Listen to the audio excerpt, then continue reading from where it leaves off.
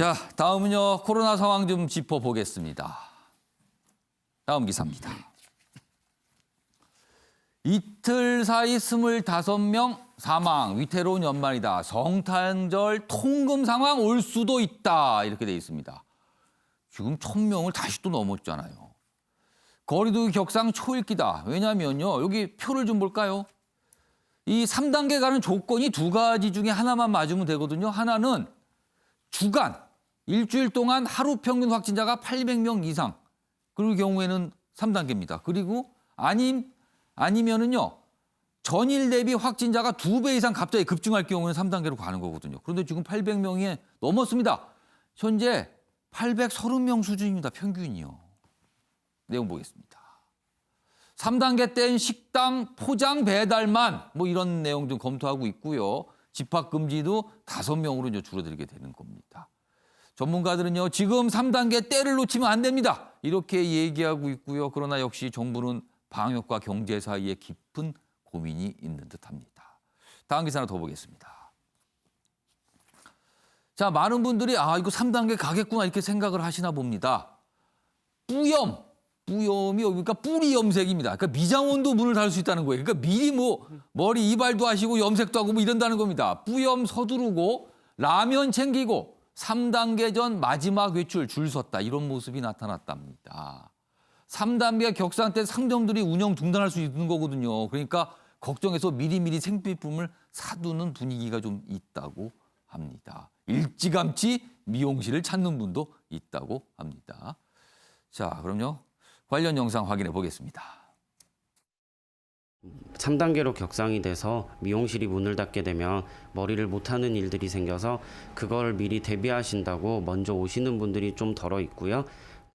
많이 걱정되죠. 지금 불안하죠. 또 김치 잔뜩 해놓고 쌀 사다 놓고 조기 같은 거 그런 거 좀 많이 사다 놨어요. 12월 5일, 6일 주말보다 12월 12일, 13일 주말에 매출이 16% 정도 늘어났습니다. 오랜 보존 기간을 가질 수 있는 이런 제품들이 많이 팔렸습니다. 자, 전문가들 지금 3단계 시기 놓치면 안 된다고 지금 걱정하고 있습니다. 그리고 뭐 성탄절 통금 얘기 나오는데 박찬환 교수님 보시기에는 연휴가 지금 오잖아요. 성탄절. 이 성탄절 연휴만큼은 특별하게 어떤 거리두기를 좀 더 강화할 필요가 있다고 보십니까? 네. 일단 뭐 2.5단계 사회적 거리두기 효과가 전혀 지금 안 나타나고 있지 않습니까? 지금 숫자가 얘기를 해주고 있죠. 그렇죠. 그다음에 지금 현재 집단 감염이 주로 나타나는 데 중에 하나가 종교시설이에요. 그러니까 물론 뭐 요양병원이나 이런 데도 많지만 우리 사회에서 지금 1년 내내 문제가 되고 있는 게 지금 이 종교시설인데 뭐 특정 종교라고 언급하지는 않겠습니다. 하지만 지금도 뭐 수십 명씩 집단 감염이 일어나는 그런 단체들을 보면 거의 종교시설인 경우가 많아요. 그런 점에서 크리스마스 때 집단의 어떤 예배나 고민이네요. 이런 것들이 정말 안타깝습니다. 저도 이렇게 했으면 좋겠는데 이번 성탄절만큼은 가정에서 온라인으로 가족과 함께 예배를 드리는 이런 모습이 돼야 되지 않느냐. 그게 만약에 자발적으로 이루어지지 않으면 지금 중환자실 병상 확보에도 어려움을 겪고 있고 만약에 1,000명대가 며칠 더 이어진다면 정말로 성탄절에 통금을 해서라도 잡을 수밖에 없는. 왜냐하면 백신 확보가 안 돼 있는 상태에서는 예방밖에 없는 거거든요. 그렇게 본다면 지금 우리가 종교계에서 특히나 성탄절에 대한 특단의 대책을 미리 준비를 해서 좀 국민들에게 이렇게 하자. 홍보 캠페인을 종교계가 좀 나섰으면 좋겠다 생각이 듭니다. 박찬환 교수님께서 조심스럽게 이렇게 걱정이 섞인 말씀 좀 해주셨습니다. 다음은 백신 얘기 좀 해보겠습니다. 전 세계 지금 백신 경쟁이 치열한데요. 이게 좀 불평등하다는 얘기가 있어요. 보겠습니다. 미국, 영국, 캐나다는 인구의 최대 6배까지 백신을 확보한다. 그러니까 여러 번 쓸 수 있게 좀 확보한다는 거죠. 미리미리 챙겨두겠다는 겁니다. 그런데 세계의 25%는 2년 지나도 백신 없다. 불평등이군요. 불평등. 빈부 차일 수도 있고요. 10개국은 이미 인구수 넘게 확보. 우리는 어떻게 된 겁니까? 10개국에 못 들어가죠. 한국은 12위. 백신 확보 그 수준이 12위랍니다. 그리고 개도국들은 철저히 소외. 그래서 2년 뒤에도 백신 확보 못하는 나라가 많다는 거죠. 자, 여기 우리나라 얘기가 살짝 있죠? 그럼 우리나라 백신 확보 상황 좀 보겠습니다. 다음입니다. 우리나라 백신 확보가 좀 늦었다는 지적을 계속 받고 있죠. 그리고 아직 국내에 들어온 건 없습니다. 그리고 한 1,000만 명 정도가 접종받을 수 있는 분량을 계약을 했는데요. 뭐 그 얘기 있는데 그 가지고도 또 여러 가지 얘기가 있습니다. 늦었다는 비판을 받는데 그와 관련된 기사입니다. 한국, 미국처럼 백신 성구매 못한 거는 사후 책임을 걱정한 관료들이다. 만약에 공무원들이 먼저 이거 해야 됩니다라고 했으면 나중에 그리고 나서 어떤 부작용이 발생했을 때는 공무원들이 다 책임을 지게 된다. 사후 책임 문제 때문에 굉장히 소극적이었다. 이런 데 이유가 있는 거 아니냐. 이런 지적이 전문가들 통해서 나오고 있습니다. 정부가 소극적 대응하고 있는데 다 이유가 있더라. 이런 겁니다. 뭐 분석 중에 하나죠. 아무튼 우리가 좀 늦었다는 비판 계속 받고 있습니다. 그래서 최근에는 좀 서두르고 있어요. 가능하면 많이 확보하려고 계약도 체결하려고 하고 있고요. 뭐 의사 타진도 많이 하고 있죠. 다음 내용입니다. 그런데요.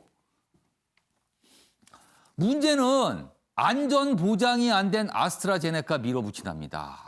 지금 백신이 여러 가지 종류가 있는데 이 아스트라제네카 이게 영국에서 만들잖아요. 근데 여기가 아직 임상 실험이 완전히 끝나지 않았고요. 다른 나라는 아직 안 쓰고 있습니다. 근데 우리가 계약을 한 것도 여기예요, 지금. 그렇다면 이게 안정성에 대한 걱정이 되는 거거든요. 다른 백신 확보 늦어지면서 아스트라 백신으로 속도전을 벌이고 있는데 지금 우리 국민들 이렇게 조사를 좀 해보니까 빨리 못 맞는 것보다는 안전검증 안 된 백신 맞는 게 더 두렵다. 안전이 우선이다. 이런 반응이 나오고 있는 거예요. 근데 지금 정부가 서두르고 있긴 한데 또 서두른 게 하필 또 이 소위 이른바 이 물건입니다. 지금요. 참 이거 어렵습니다. 지금 상황이. 윤영걸 전 대표님. 예.